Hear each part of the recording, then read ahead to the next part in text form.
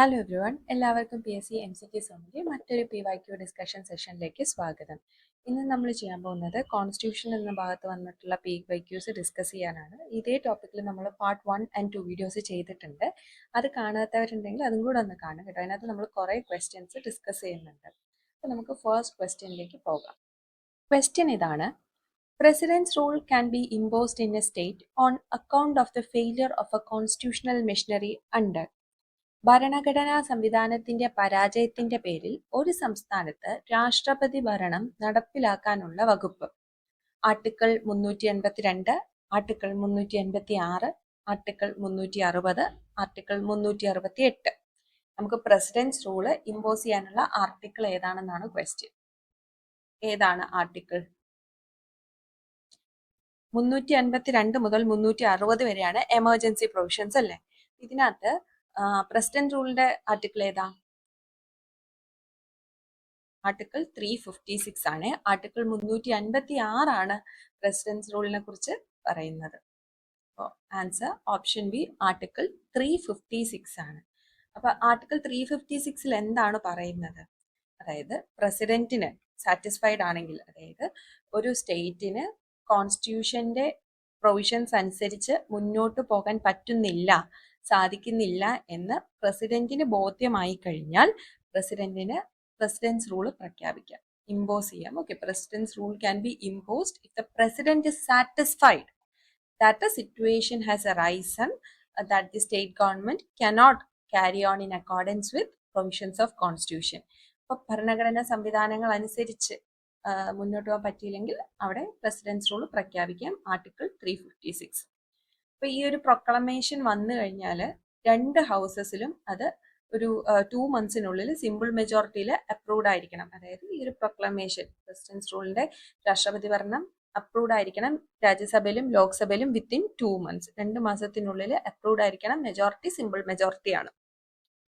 ഇതിന്റെ ഡ്യൂറേഷൻ എന്ന് പറയുന്നത് ആദ്യം 6 മാസത്തേക്കാണ് ഇതിന്റെ ഇനീഷ്യൽ ഡ്യൂറേഷൻ എന്ന് പറയുന്നത്. പിന്നെ ഓരോ 6 മാസവും പാർലമെന്റ് അപ്രൂവൽ കൊടുത്ത് മാക്സിമം 3 വർഷം വരെ രാഷ്ട്രപതി ഭരണം മുന്നോട്ട് പോകാം. ക്ലിയർ അല്ലേ? 6 മാസമാണ് ഇനീഷ്യൽ വാലിഡിറ്റി. പിന്നീട് ഓരോ 6 മാസവും ഇങ്ങനെ വാലിഡിറ്റി കൊടുത്ത് മാക്സിമം 3 വർഷം വരെ പ്രസിഡന്റ്സ് റൂള് മുന്നോട്ട് പോകാവുന്നതാണ്. അപ്പോൾ പ്രസിഡന്റ്സ് റൂൾ വന്നു കഴിഞ്ഞാൽ പ്രസിഡന്റിന് എന്ത് ചെയ്യാം? ഒന്നില്ലെങ്കിൽ സ്റ്റേറ്റ് കൗൺസിൽ ഓഫ് മിനിസ്റ്റേഴ്സിന് സസ്പെൻഡ് ചെയ്യാം, അല്ലെങ്കിൽ മൊത്തത്തിൽ നിയമസഭ തന്നെ പിരിച്ചുവിടാനായിട്ട് സാധിക്കും. Either he can dismiss the state council of ministers or suspend ചെയ്യാം, അല്ലെങ്കിൽ മൊത്തത്തിൽ state legislative assembly dissolve or suspend ചെയ്യാം. 1994 SR ബൊമ്മൈ കേസ് ഉണ്ട്. ഈ ഒരു കേസ് പ്രകാരം ആർട്ടിക്കിൾ 356 ജുഡീഷ്യൽ റിവ്യൂവിന്റെ കീഴിൽ കൊണ്ടുവന്നു. അതായത് ആർട്ടിക്കിൾ 356 എന്ന് പറയുന്നത് വളരെ പവർഫുൾ ആയിട്ടുള്ള ഒരു ആർട്ടിക്കിൾ ആണ്. ഒരു ഭരണത്തിന്റെ ഒരു ഏരിയയുടെ ഫ്രീഡം തന്നെ ഒരു എക്സ്റ്റെന്റ് വരെ നഷ്ടപ്പെടുന്ന ഒരു ആർട്ടിക്കിൾ ആണ് അല്ലെ. അപ്പൊ അത്രയും പവർഫുൾ ആയിട്ടുള്ള ആർട്ടിക്കിൾ പൊളിറ്റിക്കൽ റീസൺസിന് വേണ്ടിയിട്ടൊന്നും ഉപയോഗിക്കാതിരിക്കാൻ വേണ്ടിയിട്ട് ആർട്ടിക്കിൾ 386 ജുഡീഷ്യൽ റിവ്യൂവിന്റെ കീഴിൽ കൊണ്ടുവന്ന കേസാണ് 94 SR ബൊമ്മൈ കേസ്. ഓക്കെ, ഇപ്പൊ ആർട്ടിക്കിൾ 356 പ്രസിഡന്റ്സ് റൂൾ എന്ന് നമ്മൾ പറഞ്ഞു. ആർട്ടിക്കിൾ 365 ഈ 5ഉം 6ഉം അങ്ങോട്ടും ഇങ്ങോട്ടും മാറ്റിയിട്ട് കഴിഞ്ഞാൽ 365 പറയുന്നത് യൂണിയന്റെ നിർദ്ദേശങ്ങൾക്കനുസരിച്ച് ഒരു സ്റ്റേറ്റിന് വർക്ക് ചെയ്യാൻ കഴിഞ്ഞില്ല എന്നുണ്ടെങ്കിൽ അവിടെ കോൺസ്റ്റിറ്റ്യൂഷണൽ മെഷീനറിയുടെ ഫെയിലിയർ സംഭവിച്ചു. അതായത് 356 പറയുന്നത് കോൺസ്റ്റിറ്റ്യൂഷണൽ മെഷീനറി ഫെയിൽ ആയി കഴിഞ്ഞാൽ, കോൺസ്റ്റിറ്റ്യൂഷണൽ മെഷീനറിയുടെ ഒരു ഫെയിലിയർ സംഭവിച്ചാലാണ് പ്രസിഡന്റ്സ് റൂൾ വരിക എന്നാണ് പറയുന്നത്. അപ്പൊ എന്താണ് ഈ കോൺസ്റ്റിറ്റ്യൂഷണൽ മെഷീനറി എന്ന് പറയുന്നതാണ് ആർട്ടിക്കിൾ 365. സ്റ്റേറ്റിന്റെ നിർദ്ദേശങ്ങൾക്കനുസരിച്ച് യൂണിയന്റെ നിർദ്ദേശങ്ങൾക്കനുസരിച്ച് സ്റ്റേറ്റിന് വർക്ക് ചെയ്യാൻ പറ്റാത്ത അവസ്ഥ. അടുത്ത ചോദ്യം ഇതാണ്. ഇത് ഇച്ചിരി ഒരു ടഫർ സൈഡിലുള്ള ക്വസ്റ്റ്യൻ ആണ്. KS-ന്റെ പേപ്പറിൽ നിന്ന് എടുത്തതാണ്. Consider the following statements with regard to the fundamental rights. മൗലികാവകാശങ്ങളെ കുറിച്ചുള്ള ഇനി പറയുന്ന പ്രസ്താവനകൾ പരിഗണിക്കുക. 1. Doctrine of waiver is inapplicable to fundamental rights as like in the USA's constitution. USA ഭരണഘടനയിൽ എന്ന പോലെ മൗലികാവകാശങ്ങൾക്ക് ഇളവ് എന്ന സിദ്ധാന്തം ബാധകമല്ല. രണ്ടാമത്തെ statement, The part 3 of the Constitution contains the self-executory and non-executory fundamental rights. ഭരണഘടനയുടെ മൂന്നാം ഭാഗത്തിൽ സ്വയം നിർവഹണപരവും നിർവഹണപരമല്ലാത്തതുമായ മൗലികാവകാശങ്ങൾ അടങ്ങിയിരിക്കുന്നു. Third statement. The Supreme Court opined in Maneka Gandhi case that the provision in Part 3 are not mutually exclusive and forms part of integrated whole. മൂന്നാം ഭാഗത്തിലെ വ്യവസ്ഥകൾ പരസ്പരം വേർപെടുത്തുന്നവയല്ലെന്നും സംയോജിത സമ്പൂർണതയുടെ ഭാഗമാണെന്നും മേനക ഗാന്ധി കേസിൽ സുപ്രീം കോടതി അഭിപ്രായപ്പെട്ടു. Fourth statement. The nature of fundamental rights is absolute. മൗലികാവകാശങ്ങളുടെ സ്വഭാവം കേവലമാണ്. Fifth statement. The President of India is authorized to suspend the fundamental rights during the period of emergency except Article 20 and 21. Article 20ഉം 21ഉം ഒഴികെയുള്ള അടിയന്തരാവസ്ഥ സമയത്ത് മൗലികാവകാശങ്ങൾ താൽക്കാലികമായി നിർത്തിവെക്കാൻ Indian പ്രസിഡന്റിന് അധികാരമുണ്ട്. In the above statement which are correct. മുകളിൽ പറഞ്ഞ പ്രസ്താവനകളിൽ ഏതാണ് ശരി? ഫണ്ടമെന്റൽ റൈറ്റ്സിന്റെ കുറച്ച് ഡീപ്പ് ആയിട്ടുള്ള ക്വസ്റ്റ്യൻ ആണ്. നമുക്ക് ഓരോ സ്റ്റേറ്റ്മെന്റ്സ് ആയിട്ട് എടുത്ത് പരിശോധിക്കാം. ആദ്യത്തെ സ്റ്റേറ്റ്മെന്റ് നോക്കിക്കേ. Doctrine of waiver is inapplicable to fundamental rights as like in the USA's constitution. ആദ്യം ഡോക്ട്രിൻ ഓഫ് വേവർ എന്താണെന്ന് അറിയണം. വേവർ എന്ന് പറഞ്ഞാൽ എന്താ? ചില ഇളവുകൾ. നമുക്ക് ആ ഫസ്റ്റ് മലയാളം ക്വസ്റ്റ്യൻ വായിച്ചാൽ മനസ്സിലാവും. ഇളവുകളാണ്. അതായത് ഇപ്പോ എനിക്കൊരു ഫണ്ടമെന്റൽ റൈറ്റ് വേണ്ട എന്ന് എനിക്ക് പ്രഖ്യാപിക്കാനുള്ള ഇതുണ്ട്. ഇപ്പൊ ഞാൻ പറയുകയാണ് എനിക്ക് freedom of speech and expression വേണ്ട എന്ന് പ്രഖ്യാപിച്ചു കഴിഞ്ഞാൽ USAയുടെ കോൺസ്റ്റിറ്റ്യൂഷനിൽ അത് പറ്റും ആക്ച്വലി കേട്ടോ. അതാണ് ഇവിടെ തെറ്റ്. ഇന്ത്യൻ കോൺസ്റ്റിറ്റ്യൂഷനിൽ നമുക്ക് എന്ത് ചെയ്യാൻ പറ്റില്ല? ഒരു ഫണ്ടമെന്റൽ റൈറ്റും വേവർ ചെയ്യാനായിട്ട് പറ്റില്ല. നമുക്ക് എല്ലാ ഫണ്ടമെന്റൽ റൈറ്റ്സും നമുക്ക് ഉള്ളതുപോലെ തന്നെ നമ്മൾ അനുഭവിക്കണം. നമുക്കൊന്നും വേണ്ടാന്ന് ഒന്നും പറയാനായിട്ട് നമുക്ക് സാധ്യമല്ല. പക്ഷെ USAയുടെ കോൺസ്റ്റിറ്റ്യൂഷനിൽ അത് സാധ്യമാണ്. അപ്പൊ ഈ ഒരു സ്റ്റേറ്റ്മെന്റ് തെറ്റാൻ കാരണം ആസ് ലൈക്ക് എന്നുള്ള ഒരു വേർഡ്, ആ ഒരു പോർഷൻ കൊണ്ടാണ് ഇത് തെറ്റാൻ സാധ്യം. അതായത് USAയുടെ കോൺസ്റ്റിറ്റ്യൂഷൻ പോലെയല്ല, നമ്മുടെ കോൺസ്റ്റിറ്റ്യൂഷനിൽ ഇത് നടക്കില്ല, പക്ഷെ അവിടെ അത് നടക്കും. അതാണ്. അപ്പൊ ഫസ്റ്റ് സ്റ്റേറ്റ്മെന്റ് തെറ്റാൻ കാരണം അതാ. ഫസ്റ്റ് സ്റ്റേറ്റ്മെന്റ് ഉള്ളതിനെയൊക്കെ നമുക്ക് അപ്പൊ ഒഴിവാക്കി കളയാം കേട്ടോ. കുറച്ച് ടഫർ സൈഡിലുള്ള ക്വസ്റ്റ്യൻ ആണ്. ഇനി നമുക്ക് ഫോർത്ത് സ്റ്റേറ്റ്മെന്റ് എടുക്കാം. ഫോർത്ത് സ്റ്റേറ്റ്മെന്റ് വളരെ ഷോർട്ട് ആയിട്ടുള്ള സ്റ്റേറ്റ്മെന്റ് ആണ്. ഫണ്ടമെന്റൽ റൈറ്റിന്റെ സ്വഭാവം എന്ന് പറയുന്നത് വളരെ അബ്സല്യൂട്ട് ആണ്. ഇത് ഇങ്ങനെ ഭയങ്കര സ്റ്റേറ്റ്മെന്റ് വൈസ് ആയിട്ടുള്ള ക്വസ്റ്റ്യൻസ് വരുമ്പോൾ, സ്റ്റേറ്റ്മെന്റുകൾ വരുമ്പോൾ ഒന്ന് ശ്രദ്ധിക്കുക. ഫണ്ടമെന്റൽ റൈറ്റ്സിന്റെ നേച്ചർ അബ്സല്യൂട്ട് ആണോ? നമുക്ക് ഫണ്ടമെന്റൽ റൈറ്റ്സ് എങ്ങനെ വേണമെങ്കിലും പ്രയോഗിക്കാൻ പറ്റുമോ? ഇല്ല. അതിന് ചില മാനദണ്ഡങ്ങളുണ്ട്, ചില ലിമിറ്റേഷൻസ് ഉണ്ട്. അപ്പൊ ഫണ്ടമെന്റൽ റൈറ്റ്സ് എന്ന് പറയുന്നത് അബ്സല്യൂട്ട് അല്ല. അപ്പൊ ആ ഒരു സ്റ്റേറ്റ്മെന്റ് എന്താണ്? തെറ്റാണ്. അപ്പൊ ഫോർ വരാത്ത ഓപ്ഷൻ വേണം നമുക്ക് എടുക്കാൻ കറക്റ്റ് സ്റ്റേറ്റ്മെന്റിൽ. നമുക്ക് ആൻസർ കിട്ടും സി. നിങ്ങൾക്ക് അറിയാവുന്ന സ്റ്റേറ്റ്മെന്റ്സ് വെച്ച് നിങ്ങൾ ആൻസറിലേക്ക് എത്താനായിട്ട് ശ്രമിക്കുക. ആൻസർ ഓപ്ഷൻ സി ആണ്. 2, 3 and 5 ഓൺലി ആണ് ആൻസർ ആയിട്ട് വരുന്നത്. അപ്പൊ ആദ്യത്തെ ഞാൻ പറഞ്ഞ കാര്യം തന്നെയാണ്. ഡോക്ട്രിൻ ഓഫ് വേവർ എന്ന് പറയുന്നത് US ആപ്ലിക്കബിൾ ആണ്, പക്ഷെ നമ്മുടെ ഇതിനകത്ത് ആപ്ലിക്കബിൾ അല്ല. അത് നമുക്കൊരു കേസ് ഉണ്ട്, ബഷീർനാഥ് വേഴ്സസ് CIT. അപ്പൊ ഈ ഒരു കേസിലാണ് പറയുന്നത് ഡോക്ട്രിൻ ഓഫ് വേവർ. അതായത് നമുക്ക് ഇപ്പൊ ഫണ്ടമെന്റൽ റൈറ്റ് വേണ്ടാന്ന് എഴുതി കൊടുക്കാനൊന്നും പറ്റില്ല. അപ്പൊ അതാണ് അവിടെ. പിന്നെ രണ്ടാമത്തെ സ്റ്റേറ്റ്മെന്റ് നോക്കിയേ. പാർട്ട് 3 സെൽഫ് എക്സിക്യൂട്ടറി ആയിട്ടും നോൺ എക്സിക്യൂട്ടറി ആയിട്ടും ഉള്ള ഫണ്ടമെന്റൽ റൈറ്റ്സ് ഉണ്ടെന്നാണ് പറയുന്നത്. അത് കറക്റ്റ് ആണ്. കാരണം ഇപ്പൊ ആർട്ടിക്കിൾ 14 പോലെയുള്ള, എന്താ ആർട്ടിക്കിൾ 14? ഈക്വാലിറ്റി ബിഫോർ ലോ ആണല്ലേ. അപ്പൊ അതാരും പറയൊന്നും വേണ്ട. അതായത് എല്ലാവർക്കും ഒരു ലോ ഒന്നും വേണ്ട. അതായത് ഒരു നിയമം കൊണ്ട് എക്സിക്യൂട്ട് ചെയ്യേണ്ട ഒന്നല്ല ഈക്വാലിറ്റി ബിഫോർ ലോ. അത് അതിൻ്റെതായിട്ട് അങ്ങനെ തന്നെയാണ്, ഓപ്പറേറ്റീവ് ഓൺ ദെയർ ഓൺ ആണ് ആർട്ടിക്കിൾ. പക്ഷെ ആർട്ടിക്കിൾ 17 പോലെയുള്ള അൺടച്ചബിലിറ്റിക്ക് എതിരായിട്ടുള്ള ആർട്ടിക്കിൾ ഉണ്ടല്ലോ, ഈ ആർട്ടിക്കിളൊക്കെ നമ്മൾ എന്ത് ചെയ്യും? ഒരു ലോ കൊണ്ടുവന്ന്, ഒരു നിയമം കൊണ്ടുവന്നാണ് അത് ബാൻ ചെയ്യുന്നത്. അതാണ് നോൺ എക്സിക്യൂട്ടറി എന്ന് പറയുന്നത്. ആർട്ടിക്കിൾ 23 ഫോഴ്സ്ഡ് ലേബറിനെതിരെയുള്ള ആർട്ടിക്കിൾ 23, ഇത് നമ്മളൊരു നിയമം മുഖേന എന്ത് ചെയ്യും? അതിനെ നിരോധിക്കും. അങ്ങനെ അപ്പൊ അതാണ് നോൺ എക്സിക്യൂട്ടറി എന്ന് പറയുന്നത്. ആർട്ടിക്കിൾ 35ന്റെ കീഴിൽ അത് എഫക്റ്റ് ആവാൻ വേണ്ടിയിട്ട് സ്പെസിഫിക് ആയിട്ടുള്ള നിയമങ്ങൾ, ലെജിസ്ലേഷൻ വേണം. അതാണ് നോൺ എക്സിക്യൂട്ടീവ്. അപ്പൊ രണ്ട് തരത്തിലുള്ള റൈറ്റ്സും ഫണ്ടമെന്റൽ റൈറ്റ്സിൽ ഉണ്ട്. മൂന്നാമത്തെ സ്റ്റേറ്റ്മെന്റ്, സുപ്രീം കോടതി മനേക ഗാന്ധി കേസിൽ പറയുന്നത് പാർട്ട് 3 എന്ന് പറയുന്നത് മ്യൂച്വലി എക്സ്ക്ലൂസീവ് ആണ്, അതായത് ഒരൊറ്റ ഫോം ആണെന്നാണ് പറയുന്നത്. അതാണ് ആ ഒരു സ്റ്റേറ്റ്മെന്റ് പറയുന്നത്. പക്ഷേ Maneka Gandhi versus union of India ആ ഒരു കേസിൽ എക്സ്ക്ലൂസീവ് ചേംബേഴ്സ് എന്നുള്ള തിയറി റിജക്ട് ചെയ്യുകയും ആർട്ടിക്കിൾ 14, 19, 21 ഇതിനെ ഒരു ഗോൾഡൻ ട്രയാങ്കിൾ ആയിട്ട് പറയുകയും ചെയ്തു. ആർട്ടിക്കിൾ 14 എന്താ? Equality before law. ആർട്ടിക്കിൾ 19 നമുക്ക് ഫ്രീഡംസ് ആണ്, ഒരു 6 ഫ്രീഡംസ് ആണ് കിട്ടുന്നത്. ആർട്ടിക്കിൾ 21 റൈറ്റ് ടു ലൈഫ് ആണ്. ഇതിനെ മൂന്നിനെയും ഒരു ഗോൾഡൻ ട്രയാങ്കിൾ ആക്കുകയും ഇതിനെ മൂന്നിനെയും എപ്പോഴും ചേർത്ത് വെച്ച് വായിക്കണം എന്നാണ് പറയുന്നത്. നാലാമത്തെ സ്റ്റേറ്റ്മെന്റ് ഞാൻ പറഞ്ഞു, ഫണ്ടമെന്റൽ റൈറ്റ്സ് അബ്സല്യൂട്ട് അല്ല, കുറെ റെസ്ട്രിക്ഷൻസ് ഉണ്ട്. പിന്നെ അഞ്ചാമത്തെ സ്റ്റേറ്റ്മെന്റ് പറയുന്നത് പ്രസിഡന്റ് ഓഫ് ഇന്ത്യക്ക് എമർജൻസി ടൈമിൽ ആർട്ടിക്കിൾ 20, 21 ഒഴികെ ബാക്കി എല്ലാ ഫണ്ടമെന്റൽ റൈറ്റ്സും സസ്പെൻഡ് ചെയ്യാനുള്ള അതോറിറ്റി ഉണ്ടെന്നാണ്. അത് കറക്റ്റ് ആയിട്ടുള്ള സ്റ്റേറ്റ്മെന്റ് ആണ്. അണ്ടർ ആർട്ടിക്കിൾ 359 പ്രസിഡന്റിന് has the right,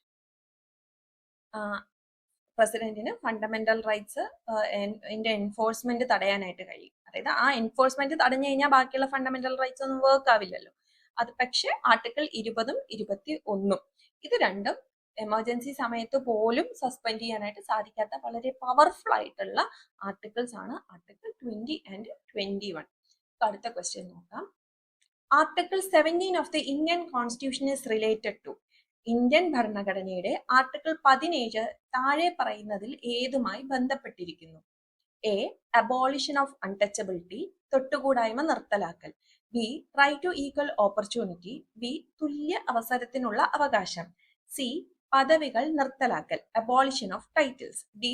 right against exploitation. അത്യാവശ്യം ഒരു സിമ്പിൾ ഈസി സൈഡിലുള്ള ക്വസ്റ്റ്യൻ ആണ്. പറഞ്ഞേ, ആർട്ടിക്കിൾ 17 ഏതാണ്? ആർട്ടിക്കിൾ 17 അബോളിഷൻ ഓഫ് അൺടച്ചബിലിറ്റി ആണ്, തൊട്ടുകൂടായ്മ നിർത്തലാക്കലുമായിട്ടാണ് ബന്ധപ്പെട്ടിരിക്കുന്നത് കേട്ടോ. അപ്പൊ ആർട്ടിക്കിൾ 17 ഓഫ് ദ കോൺസ്റ്റിറ്റ്യൂഷൻ പറയുന്നത് നമ്മുടെ റൈറ്റ് ടു ഈക്വാലിറ്റി എന്നുള്ള ആർട്ടിക്കിൾ 14 to 18 ആ ഒരു റൈറ്റ് ടു ഈക്വാലിറ്റിയുടെ കീഴിലാണ് ആർട്ടിക്കിൾ 17 വരുന്നത്. അൺടച്ചബിലിറ്റിയെ നിരോധിക്കുകയും അതിന്റെ ഏതെങ്കിലും തരത്തിലുള്ള പ്രാക്ടീസിനെയും എന്ത് ചെയ്യുന്നു? നിരോധിക്കുന്നുണ്ട്. അപ്പോൾ അൺടച്ചബിലിറ്റി എന്നുള്ള ഒരു കാര്യം ചെയ്യുകയാണെങ്കിൽ അത് പണിഷബിൾ ഒഫൻസ് ആണ്. പിന്നെ നമുക്ക് ബാക്കിയുള്ളതും കൂടെ നോക്കാം. റൈറ്റ് ടു ഈക്വൽ ഓപ്പർച്യൂണിറ്റി, അത് ആർട്ടിക്കിൾ 16 വരുന്നതാണ്. അതായത് പബ്ലിക് എംപ്ലോയ്മെന്റ് കാര്യത്തിൽ എല്ലാവർക്കും ഈക്വാലിറ്റി ഓഫ് ഓപ്പർച്യൂണിറ്റി കൊടുക്കണം. അതാണ് ആർട്ടിക്കിൾ 16 പറയുന്നത്. ആർട്ടിക്കിൾ 17 പറയുന്ന ഏതാ? Abolition of untouchability. ആർട്ടിക്കിൾ 18 പറയുന്നത് അബോളിഷൻ ഓഫ് ടൈറ്റിൽസ് ആണ്. അതായത് സ്റ്റേറ്റിന് ഓരോ ടൈറ്റിൽസ്, പദവികൾ കൊടുക്കാം. പക്ഷെ നമുക്ക് അക്കാഡമിക്കലി കൊടുക്കാം, മിലിറ്ററി അതും കൊടുക്കാം. പക്ഷെ വേറെയുള്ള ഒരു പദവികളും കൊടുക്കാനായിട്ട് സ്റ്റേറ്റിന് സാധിക്കുന്നതല്ല. പിന്നെ റൈറ്റ് അഗെയിൻസ്റ്റ് എക്സ്പ്ലോയിറ്റേഷൻ ഈ ഒരു ഗ്യാങ്ങിൽ പെട്ടതേ അല്ല. അത് ആർട്ടിക്കിൾ 23, 24 വരുന്നതാണ്. ഹ്യൂമൻ ട്രാഫിക്കിങ്ങും ഫോഴ്സ്ഡ് ലേബറും ചൈൽഡ് ലേബറും ഒക്കെ നിരോധിക്കുന്ന വേറൊരു സെറ്റ് ഓഫ് റൈറ്റ്സ് ആണ് റൈറ്റ് അഗെയിൻസ്റ്റ് എക്സ്പ്ലോയിറ്റേഷൻ വരുന്നത്. ഇത്രയും കാര്യങ്ങൾ ക്ലിയർ അല്ലേ? അടുത്ത question. Article 26 provides freedom to manage religious affairs which is subjected to which of the following? Public order, morality, health. അതായത് ആർട്ടിക്കിൾ 26 മുന്നിൽ വരുന്ന കുറച്ച് ലിമിറ്റേഷൻസ്, അതായത് റിലീജിയസ് അഫയേഴ്സ് മാനേജ് ചെയ്യാം, പക്ഷെ നമ്മൾ ഏതൊക്കെ കാര്യങ്ങളാണ് കണക്കിലെടുക്കേണ്ടത്? 1 പബ്ലിക് ഓർഡർ, 2 മൊറാലിറ്റി, 3 ഹെൽത്ത്. ഇതിനകത്ത് ഏതാണ്? ഏതൊക്കെയാണ്? Answer all of the above ആണ് കേട്ടോ. ആർട്ടിക്കിൾ 26 പറയുന്നത് ഓരോ റിലീജിയസ് മതപരമായിട്ടുള്ള ഗ്രൂപ്പ്സിനും ഓരോ റിലീജിയസ് ഡിനോമിനേഷനും അവരുടേതായിട്ടുള്ള റിലീജിയസ് മാറ്റേഴ്സ്, മതപരമായിട്ടുള്ള കാര്യങ്ങൾ മാനേജ് ചെയ്യാനായിട്ടുള്ള സ്വാതന്ത്ര്യം ഉണ്ടെന്നാണ്. പക്ഷെ ഈ റൈറ്റ് എന്ന് പറയുന്നത് അബ്സല്യൂട്ട് അല്ല. അവർക്ക് അവരുടെ റിലീജിയനിൽ തോന്നിയതുപോലെ ചെയ്യാമെന്നല്ല. ഇതിന് കുറച്ച് ലിമിറ്റേഷൻസ് ഉണ്ട്, റെസ്ട്രിക്ഷൻസ് ഉണ്ട്. അതാണ് ഒന്നാമത്തത് പബ്ലിക് ഓർഡർ. പബ്ലിക് ഓർഡർ എന്ന് വെച്ചാൽ പൊതു ക്രമസമാധാനം. അപ്പൊ ക്രമസമാധാനം നശിപ്പിക്കുന്ന ഒരു കാര്യവും നമുക്ക് ചെയ്യാനായിട്ട് സാധിക്കില്ല. 2 മൊറാലിറ്റി. മൊറാലിറ്റി എന്ന് പറയുമ്പോൾ അത് നമ്മുടെ ധാർമ്മിക ബോധത്തിന് എതിരായിട്ടുള്ളത് ചെയ്യാനായിട്ട് കഴിയില്ല. പിന്നെ ഹെൽത്ത് നമ്മുടെ മനുഷ്യന്റെ ആരോഗ്യത്തെ നശിപ്പിക്കുന്ന രീതിയിലുള്ള റിലീജിയസ് ആയിട്ടുള്ള കാര്യങ്ങളൊന്നും നമുക്ക് ചെയ്യാനായിട്ട് സാധിക്കില്ല. ഒരുപാട് കാര്യങ്ങൾ ഓരോ റിലീജിയനിലുണ്ടല്ലേ. ഇത്തരം ഈ 3 റെസ്ട്രിക്ഷൻസ് ഈ ഒരു ആർട്ടിക്കിളിന് ഉണ്ട്. പക്ഷെ ആർട്ടിക്കിൾ 25 പറയുന്നത് വേറെയും കുറച്ച് കാര്യങ്ങൾ പറയുന്നുണ്ട്. ആർട്ടിക്കിൾ 25 എന്താണ്? നമ്മുടെ ഇഷ്ടം അനുസരിച്ചുള്ള റിലീജിയൻ ഫ്രീ ആയിട്ട് പ്രൊഫസ് ചെയ്യാനും പ്രാക്ടീസ് ചെയ്യാനും പ്രൊപ്പഗേറ്റ് ചെയ്യാനും പറ്റും എന്ന് പറയുന്ന ആർട്ടിക്കിൾ ആണ് ആർട്ടിക്കിൾ 25. പക്ഷെ ആർട്ടിക്കിൾ 25 കുറച്ചും കൂടെ റെസ്ട്രിക്ഷൻസ് ഉണ്ട്. പബ്ലിക് ഓർഡർ, മൊറാലിറ്റി, ഹെൽത്ത്, ഈ മൂന്നെണ്ണം ഉണ്ട്. പിന്നെ വേറെ കുറച്ച് പ്രൊവിഷൻസ് കൂടി ഉണ്ട്. പക്ഷെ ആർട്ടിക്കിൾ 26 ഈ 3 സ്പെസിഫിക് ക്രൈറ്റീരിയ ആണ് റെസ്ട്രിക്ഷൻസ് ആയിട്ട് വരുന്നത്. അപ്പോ since all the 3 items are listed in the question, option D is the correct answer. Next question. A prerogative writ of a superior court to call for the records of an inferior court or a body body acting in judicial or quasi judicial capacity is. ഒരു interior, അത് നിങ്ങൾ Malayalam questions maximum വായിക്കാതിരിക്കുക കേട്ടോ. ഇൻഫീരിയറിന് interior എന്നൊക്കെയാണ് എഴുതിയിരിക്കുന്നത്. ഒരു inferior കോടതിയുടെയോ judicial അല്ലെങ്കിൽ അർദ്ധ judicial ശേഷിയിൽ പ്രവർത്തിക്കുന്ന ഒരു ബോഡിയുടെയോ രേഖകൾ ആവശ്യപ്പെടുന്നതിനുള്ള ഒരു സുപ്പീരിയർ കോടതിയുടെ പ്രത്യേക റിറ്റ് ആണ്. ഇതും KASന്റെ ക്വസ്റ്റ്യൻ പേപ്പറാണ്. Habeas corpus, mandamus, certiorari, quo warranto. ഇതിനകത്ത് ഏതാണ് ഒരു സുപ്പീരിയർ കോടതിക്ക് ഇൻഫീരിയർ കോടതിയുടെ റെക്കോർഡ്സ് ആവശ്യപ്പെടാൻ പറ്റുന്നത്? ഹേബിയസ് കോർപ്പസ് എന്ന് പറഞ്ഞാൽ എന്താ? ടു ഹാവ് ദ ബോഡി അല്ലേ, ആരെയും മുന്നിൽ ഹാജരാക്കാൻ പറയുന്നതാണ് ഹാവ് ദ ബോഡി. മാൻഡമസ് എന്ന് പറഞ്ഞാൽ ഓർഡർ ചെയ്യാണ്, അതായത് ഒരാൾ ഒരു ഡ്യൂട്ടി ചെയ്യുന്നില്ല എന്നുണ്ടെങ്കിൽ തന്നെ ആ ഡ്യൂട്ടി ചെയ്യുക എന്ന് ഓർഡർ ചെയ്യുന്നതാണ് മാൻഡമസ്. സെഷ്യോറാറിയാണ് കൂടുതൽ ജുഡീഷ്യൽ കാര്യങ്ങളുമായിട്ട് ബന്ധപ്പെട്ട് കിടക്കുന്നത് കേട്ടോ. അപ്പൊ ആൻസർ ഓപ്ഷൻ സി സെഷ്യോറാറി ആണ്.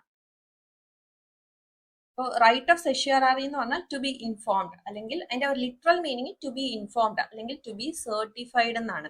അപ്പൊ ഇതിനകത്ത് നമുക്കൊരു സുപ്രീം കോടതിക്ക്, ലൈക്ക് ഹൈക്കോർട്ടോ സുപ്രീം കോർട്ടോ പോലെയുള്ള സുപ്രീം കോടതിക്ക് ഇൻഫീരിയർ കോടതിയോട് പല കാര്യങ്ങളും ആവശ്യപ്പെടാനായിട്ട് സാധിക്കും. എന്തൊക്കെയാണ് ആവശ്യപ്പെടാനായിട്ട് സാധിക്കുന്നത്? ഒന്ന്, റെക്കോർഡ്, അതായത് ലോവർ കോടതിയിൽ ഏതെങ്കിലും കേസ് ഇങ്ങനെ പെൻഡിങ് കിടക്കുകയാണെങ്കിൽ ആ കേസിന്റെ റെക്കോർഡുകളൊക്കെ എന്ന് പറയാനായിട്ട് സാധിക്കും.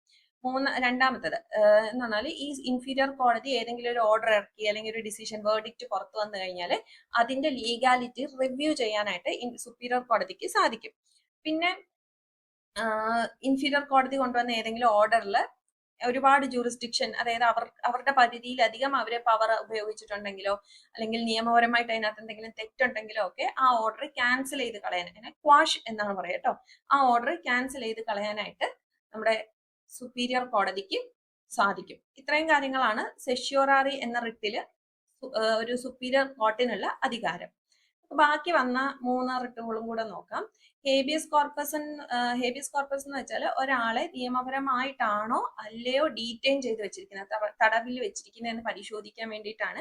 അപ്പൊ ഈ ഹേബിയസ് കോർപ്പസ് പുറപ്പെടുവിച്ചു കഴിഞ്ഞാൽ ആ ഡീറ്റെയിൻഡ് ആയിട്ട് ആളെ കോടതിക്ക് മുന്നിൽ ഹാജരാക്കണം. അതാണ് ഹേബിയസ് കോർപ്പസ്. മാൻഡമസ് എന്ന് പറഞ്ഞാൽ ഒരു പബ്ലിക് ഒഫീഷ്യൽ അല്ലെങ്കിൽ ഒരു ലോവർ കോർട്ടിനോട് അല്ലെങ്കിൽ ഒരു പബ്ലിക് ഒഫീഷ്യലിനോട് അയാളുടെ ഡ്യൂട്ടി ചെയ്യൂ എന്ന് പറയുന്നതാണ്. അത് അയാളുടെ ലീഗൽ ഡ്യൂട്ടി ആയിരിക്കണം കേട്ടോ. ഒരു കമാൻഡ് ആണ് മാൻഡമസ്. ക്വാ വാറന്റോ എന്ന് പറഞ്ഞു കഴിഞ്ഞാൽ എന്ത് അധികാരത്തിലാണ്, ബൈ വാട്ട് അതോറിറ്റി, അതായത് ഇപ്പൊ ഒരാൾ ഒരു പബ്ലിക് ഓഫീസിൽ, ഒരു ഉദ്യോഗസ്ഥൻ പബ്ലിക് ഗവൺമെന്റ് ഓഫീസിൽ കയറി ഒരു PSC എക്സാം ഒന്നും അറ്റൻഡ് ചെയ്യാതെ ലിസ്റ്റിലും വരാതെ കയറി കഴിഞ്ഞാൽ നമുക്ക് അയാൾക്കെതിരെ ക്വാ വാറന്റോ പുറപ്പെടുവിക്കാനായിട്ട് സാധിക്കും, നമുക്കല്ല കോടതിക്ക്. കാരണം ആ ഒരു പേഴ്സന്റെ ആ ഒരു ഓഫീസിൽ ഇരിക്കാനുള്ള ക്ലെയിം എന്താണ്, പുള്ളി എന്തുകൊണ്ടാണ് അധികാരം എന്ന് നമുക്ക് എൻക്വയറി ചെയ്യാൻ ഉപയോഗിക്കുന്നതാണ് quo warranto. Okay, next question. Which among the following item is included in concurrent list of Indian Constitution? താഴെ പറയുന്നവയിൽ ഏതാണ് ഇന്ത്യൻ ഭരണഘടനയുടെ കൺകറന്റ് ലിസ്റ്റിൽ ഉൾപ്പെടുത്തിയിരിക്കുന്നത്? എ, ഐക്യരാഷ്ട്രസഭ, United Nations organisation. B, fisheries, മത്സ്യബന്ധനം. സി, ഫോറിൻ ലോൺസ്, വിദേശ വായ്പകൾ. D, economic and social planning, സാമ്പത്തിക സാമൂഹിക ആസൂത്രണം. ഏതാണ് കൺകറന്റ് ലിസ്റ്റിൽ ഉൾപ്പെടുത്തിയിരിക്കുന്നത്? കൺകറന്റ് ലിസ്റ്റ് എന്ന് പറഞ്ഞാൽ എന്താ? ആ ലിസ്റ്റിൽ ഉൾപ്പെട്ട വിഷയങ്ങളിൽ സ്റ്റേറ്റിനും സെൻട്രൽ ഗവൺമെന്റിനും ലോ നിർമ്മിക്കാം, നിയമങ്ങൾ ഉണ്ടാക്കാനുള്ള അധികാരമുണ്ട് അല്ലെ. ഇപ്പൊ യുണൈറ്റഡ് നേഷൻസ് ഓർഗനൈസേഷൻ ഒക്കെ ഒന്ന് ആലോചിച്ച് നോക്കിയാൽ അതൊരു ഗ്ലോബൽ ഇൻസ്റ്റിറ്റ്യൂഷനാണ്. സ്റ്റേറ്റിന് ലോ നിർമ്മിക്കാൻ സാധിക്കുമോ? ഇല്ല. ഫോറിൻ ലോണുകളെ കുറിച്ച് ഹാൻഡിൽ ചെയ്യാൻ എന്തെങ്കിലും സ്റ്റേറ്റിന് പറ്റുമോ? ഇല്ല. ഫിഷറീസ് ഒന്ന് ആലോചിച്ച് നോക്കിയാൽ ഫിഷറീസ് ആരുടെ കയ്യിലാണ് ഇരിക്കുന്നത്? നമ്മുടെ കേരളത്തിന്റെ കാര്യം തന്നെ ഒന്ന് എടുത്തു നോക്കിയാൽ മതി. ഫിഷറീസിൽ സെൻട്രൽ ഗവൺമെന്റിനുണ്ടോ, അത് സ്റ്റേറ്റ് ഗവൺമെന്റിന്റെ മാത്രമാണോ? കൺകറന്റ് ഒന്ന് ആലോചിച്ച് നോക്കുക, അപ്പൊ നമുക്ക് ആൻസർ കിട്ടും. പിന്നെ നമുക്ക് ആൻസർ നോക്കാം. Answer option D, social and economic planning ആണ്. സോഷ്യൽ ആൻഡ് എക്കണോമിക് പ്ലാനിങ് നമ്മുടെ എൻട്രി നമ്പർ 20 ആണ്. ഇത് കൺകറന്റ് ലിസ്റ്റിലാണ് ഉള്ളത്. അതായത് ലിസ്റ്റ് 3. ലിസ്റ്റ് 1 സെൻട്രൽ ലിസ്റ്റ് ആണ്, union list. List 2 state list ആണ്. തേർഡ് ലിസ്റ്റ് ആണ് കൺകറന്റ് ലിസ്റ്റ്. അപ്പൊ സെൻട്രൽ ഗവൺമെന്റിനും സ്റ്റേറ്റ് ഗവൺമെന്റിനും ഈ ഒരു സബ്ജക്റ്റിൽ നിയമം ഉണ്ടാക്കാനായിട്ട് പറ്റും, economic and social planning. UNO എന്ന് പറയുന്നത് കംപ്ലീറ്റ്ലി പാർട്ട് 1-ലുള്ളതാ. യൂണിയൻ ലിസ്റ്റിലുള്ളത് എൻട്രി നമ്പർ 12 ആണ്. ഫോറിൻ ലോണും ഒന്ന് ആലോചിച്ചാൽ മതിയടാ. ഫോറിൻ ലോൺ എന്ന് നമുക്ക് പറയുമ്പോൾ അത് യൂണിയൻ ഗവൺമെന്റിന്റെ കയ്യിലായിരിക്കുമല്ലോ, അപ്പൊ അത് യൂണിയൻ ലിസ്റ്റിലായിരിക്കും. ഇനി ഫിഷറീസ് എന്ന് പറയുന്നത് ആക്ച്വലി സ്റ്റേറ്റ് ലിസ്റ്റിന്റെ പാർട്ടാണെങ്കിലും അതായത് നമ്മുടെ ടെറിട്ടോറിയൽ വാട്ടേഴ്സിനെ ബിയോണ്ട് ആണെന്നുണ്ടെങ്കിൽ അത് യൂണിയൻ ലിസ്റ്റിന്റെ കീഴിലാണ് വരുന്നത്. അതായത് നമ്മൾ നമ്മുടെ ടെറിട്ടോറിയൽ വാട്ടേഴ്സിന്റെ ഉള്ളിലാണ് ഫിഷ് ചെയ്യുന്നതെന്നുണ്ടെങ്കിൽ അത് സ്റ്റേറ്റ് ലിസ്റ്റിന്റെ കീഴിലാണ് വരുന്നത്. പക്ഷെ നമ്മൾ ടെറിട്ടോറിയൽ, നമ്മുടെ ഇന്ത്യയുടെ അതിർത്തി വിട്ട് പുറത്തു പോയി കഴിഞ്ഞാൽ അത് യൂണിയൻ ലിസ്റ്റിന്റെ കീഴിലാണ്. അതായത് ടെറിട്ടോറിയൽ വാട്ടേഴ്സിന് ബിയോണ്ട് പോയി കഴിഞ്ഞാൽ ആ ഫിഷിംഗ് യൂണിയൻ ലിസ്റ്റിന്റെ കീഴിലാവും. അങ്ങനെ ഒരു ഇതുണ്ട്. അടുത്ത question, arrange the following committees in A chronological order. 3 panchayat Raj related ആയിട്ടുള്ള കമ്മിറ്റികളാണ് കൊടുത്തിരിക്കുന്നത്. ഇവ അവ രൂപപ്പെട്ട വർഷം വെച്ച് അറേഞ്ച് ചെയ്യാനാണ് പറഞ്ഞേക്കുന്നത്. 1 Balwantrai Mehta committee, 2 LM Singhvi committee, 3 Ashok Mehta committee.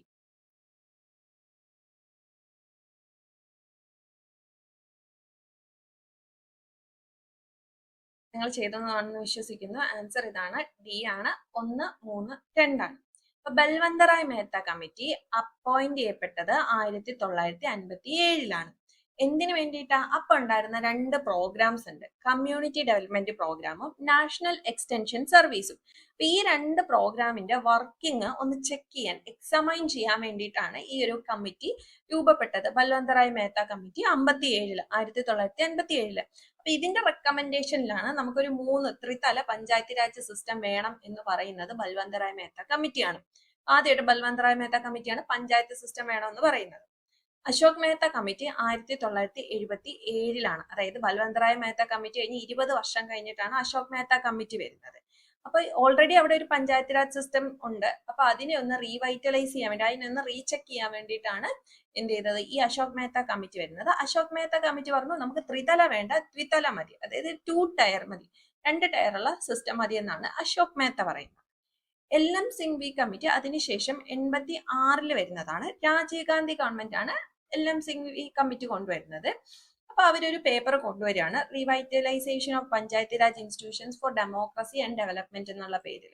അപ്പൊ LM സിംഗ്വി കമ്മിറ്റി പറയുന്നു ഇത്തരത്തിലുള്ള പഞ്ചായത്തുകൾക്ക്, ഇൻസ്റ്റിറ്റ്യൂഷനുകൾക്ക് ഭരണഘടന റെക്കഗ്നിഷൻ, കോൺസ്റ്റിറ്റ്യൂഷണൽ റെക്കഗ്നിഷൻ കൊടുക്കണം എന്ന് പറഞ്ഞ കമ്മിറ്റി LM സിംഗ്വി കമ്മിറ്റിയാണ്. അടുത്ത ചോദ്യം, Who among the following has the right of audience in all courts of India? താഴെ പറയുന്നവയിൽ ആർക്കാണ് ഇന്ത്യയിലെ എല്ലാ കോടതികളിലും കേൾക്കാനുള്ള അവകാശമുള്ളത്? കേൾക്കാനുള്ള അവകാശം എന്ന് പറഞ്ഞാൽ കോടതിയുടെ ഹിയറിങ്ങുകൾ കേൾക്കാനുള്ള അവകാശമാണ് കേട്ടോ. A. Advocate general, B. Attorney general of India, C. Minister for law in India, D. Speaker of Lok Sabha. എന്നാലോചിച്ച് നോക്കിയേ. അഡ്വക്കേറ്റ് ജനറൽ എന്ന് പറയുമ്പോൾ അത് സ്റ്റേറ്റ് തലത്തിലാണ് അഡ്വക്കേറ്റ് ജനറൽ വരിക. അപ്പോൾ ഇന്ത്യയിലെ എല്ലാ കോർട്ടുകൾ എന്ന് പറയുമ്പോൾ അഡ്വക്കേറ്റ് ജനറലിന് ചിലപ്പോൾ ആക്സസിബിൾ ആയിരിക്കണം എന്നില്ല. ഓക്കെ, അപ്പോൾ സ്റ്റേറ്റ്മെന്റ് ഓപ്ഷൻ 1 നമുക്ക് ജസ്റ്റ് ഒന്ന് മാറ്റി നിർത്താം. അറ്റോർണി ജനറൽ എന്ന് പറയുമ്പോൾ എന്താ, അത് സെൻട്രൽ ഗവൺമെന്റിന്റെ legal advice, supreme legal adviser ആണ്. അപ്പൊ പുള്ളിക്ക് സാധിക്കുമായിരിക്കും. ഇനി ലോ മിനിസ്റ്റർക്ക് കോർട്ടിൽ വരേണ്ട കാര്യമുണ്ടോ? അതൊരു നമുക്കൊരു റൗണ്ട് ഇട്ട് നിർത്തിയേക്കാം. സ്പീക്കർ ഓഫ് ലോക്സഭ കോർട്ടിൽ വരേണ്ട കാര്യം ഉണ്ടെന്ന് തോന്നുന്നില്ല, അതുകൊണ്ട് നമുക്കത് വെട്ടിക്കളയാം. പിന്നെ മിനിസ്റ്റർ ഓഫ് ലോയും അറ്റോർണി ജനറൽ ഓഫ് ഇന്ത്യ നോക്കുമ്പോൾ കുറച്ചും കൂടി ലീഗൽ കാര്യങ്ങളുമായിട്ട് ബന്ധമുള്ളതും കുറച്ചും കൂടി ലീഗൽ എഡ്യൂക്കേറ്റഡ് ആയിട്ടുള്ള വ്യക്തി ആരായിരിക്കും? അറ്റോർണി ജനറൽ ഓഫ് ഇന്ത്യ തന്നെ ആയിരിക്കും. നമുക്ക് അങ്ങനെ എടുത്തു കഴിഞ്ഞാൽ ആൻസർ ശരിയാവുമോ നോക്കാം. അതെ, ആൻസർ ശരിയാണ്, അറ്റോർണി ജനറൽ ഓഫ് ഇന്ത്യ തന്നെയാണ് ആൻസർ. ആർട്ടിക്കിൾ 76-ലാണ് എന്ത് പറയുന്നത്, ഈ ഒരു ഇദ്ദേഹത്തിന്റെ പറയുന്നത്, അതായത് റൈറ്റ് ഓഫ് ഓഡിയൻസ് പറയുന്നുണ്ട്. അതായത് ഇന്ത്യയുടെ ടെറിട്ടറി, ഇന്ത്യയുടെ ആ ഒരു ടെറിട്ടറിയുടെ ഉള്ളിൽ നിൽക്കുന്ന ഏതൊരു കോർട്ടിലും ചെന്ന് കോർട്ടിന്റെ ഹിയറിംഗ് കേൾക്കാനുള്ള അധികാരം അറ്റോർണി ജനറലിനുണ്ട്. അതാണ് റൈറ്റ് ഓഫ് ഓഡിയൻസ് എന്ന് പറയുന്നത്. അറ്റോർണി ജനറൽ ആണ് ഇന്ത്യയുടെ ഹയസ്റ്റ് ലോ ഓഫീസർ കേട്ടോ, ഹയസ്റ്റ് ലോ ഓഫീസർ അദ്ദേഹമാണ്. അതുപോലെ ഗവൺമെന്റ്, സെൻട്രൽ ഗവൺമെന്റിന്റെ ലീഗൽ അഡ്വൈസറും അറ്റോർണി ജനറൽ ഓഫ് ഇന്ത്യ ആണ്. പിന്നെ അദ്ദേഹത്തിന് വേറെയുള്ള കുറച്ച് പ്രിവിലേജസ് എന്താന്ന് വെച്ചാൽ ലോക്സഭയിലും രാജ്യസഭയിലും റൈറ്റ് ടു സ്പീക്ക് ഉണ്ട്. അതുപോലെ participate in the proceedings of both house, സംസാരിക്കുകയും ചെയ്യാം, പ്രൊസീഡിങ്സിൽ പങ്കെടുക്കുകയും ചെയ്യാം, പക്ഷെ റൈറ്റ് ടു വോട്ട് ഇല്ല. ജോയിന്റ് സിറ്റിംഗിലും ഇരിക്കാനായിട്ട് ആർക്ക് സാധിക്കും? അറ്റോർണി ജനറലിന് സാധിക്കും, പക്ഷെ റൈറ്റ് വോട്ട് ചെയ്യാനുള്ള അവകാശമൊന്നും അറ്റോർണി ജനറലിന് ഇല്ല. അടുത്ത question, identify the right statement from the list given below. താഴെ കൊടുത്തിരിക്കുന്ന പട്ടികയിൽ നിന്ന് ശരിയായ പ്രസ്താവനകൾ തിരിച്ചറിയുക. Statement 1, with the proclamation of Article 358, Article 19 will be automatically suspended. Article 358 പ്രഖ്യാപനത്തോടെ ആർട്ടിക്കിൾ 19 സ്വയമേവ താൽക്കാലികമായി നിർത്തിവെക്കപ്പെടും. 2, with the proclamation of Article 359, Article 19 will be automatically suspended. Article 359 പ്രഖ്യാപനത്തോടെ ആർട്ടിക്കിൾ 19 സ്വയമേവ താൽക്കാലികമായി നിർത്തിവെക്കപ്പെടും. മൂന്നാമത്തത്, constitutionality of a declaration of emergency can be questioned in court. അടിയന്തരാവസ്ഥ പ്രഖ്യാപനത്തിന്റെ ഭരണഘടനാ സാധുത കോടതിയിൽ ചോദ്യം ചെയ്യപ്പെടാം. 4, ആർട്ടിക്കിൾ 360 സ്വാതന്ത്ര്യത്തിന് ശേഷം 3 തവണ ഉപയോഗിച്ചിട്ടുണ്ട്. അതായത് article 360 has been used 3 times since independence. അപ്പൊ നമുക്ക് സ്റ്റേറ്റ്മെന്റ്സ് താഴേന്ന് ചെക്ക് ചെയ്ത് വരാം. ആർട്ടിക്കിൾ 360 എന്താണ്? അത് ഫിനാൻഷ്യൽ എമർജൻസിയാണ്, സാമ്പത്തിക അടിയന്തരാവസ്ഥയാണ്.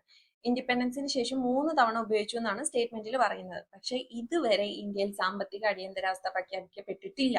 അപ്പൊ സ്റ്റേറ്റ്മെന്റ് 4 അങ്ങ് തെറ്റാവും. 4 വരുന്ന ഓപ്ഷൻസ് എല്ലാം പോയി. ഇനി മൂന്നാമത്തെ സ്റ്റേറ്റ്മെന്റ് നോക്കിക്കേ, കോൺസ്റ്റിറ്റ്യൂഷണാലിറ്റി, എന്ത് കാരണം കൊണ്ടാണ് എമർജൻസി പ്രഖ്യാപിക്കപ്പെട്ടത്, അത് നമുക്ക് കോർട്ടിൽ ക്വസ്റ്റ്യൻ ചെയ്യാന്നാണ് പറയുന്നത്. അത് കറക്റ്റ് അല്ലേ? ഒരു കേസ് ഉണ്ട് ഇതുമായിട്ട് റിലേറ്റഡ് ആയിട്ടുള്ള.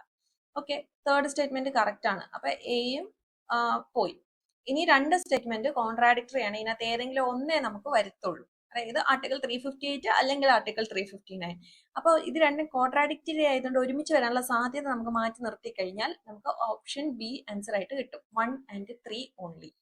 ഓക്കെ, നമുക്ക് അപ്പൊ ആൻസർ അതാണോ എന്നൊന്ന് ചെക്ക് ചെയ്യാം. അതെ, ആൻസർ 1 and 3 ആണ്. അപ്പൊ 358 പ്രകാരം 358 വന്നു കഴിഞ്ഞാൽ ആർട്ടിക്കിൾ 19 ഓട്ടോമാറ്റിക്കലി സസ്പെൻഡഡ് ആവും. അതായത് ആർട്ടിക്കിൾ 358 വന്നാൽ വേറൊരു നിയമം കൊണ്ടുവരണ്ട ആർട്ടിക്കിൾ 19 സസ്പെൻഡഡ് ആക്കാൻ. ആർട്ടിക്കിൾ 19 നമുക്ക് വളരെ പ്രധാനപ്പെട്ട 6 ഫണ്ടമെന്റൽ ഫ്രീഡം റൈറ്റ് ആണ് കൊടുത്തിരിക്കുന്നത് അല്ലെ. അപ്പൊ ഈ ഒരു 358 വന്നു കഴിഞ്ഞാൽ ഓട്ടോമാറ്റിക്കലി അത് പോകും. 19 6 റൈറ്റ് നമുക്ക് നഷ്ടപ്പെടും, സസ്പെൻഡഡ് ആവും. വേറൊരു നിയമം കൊണ്ടുവന്ന് സസ്പെൻഡ് ചെയ്യേണ്ട കാര്യം അവിടെ ഇല്ല. അതാണ് പറയുന്നത്.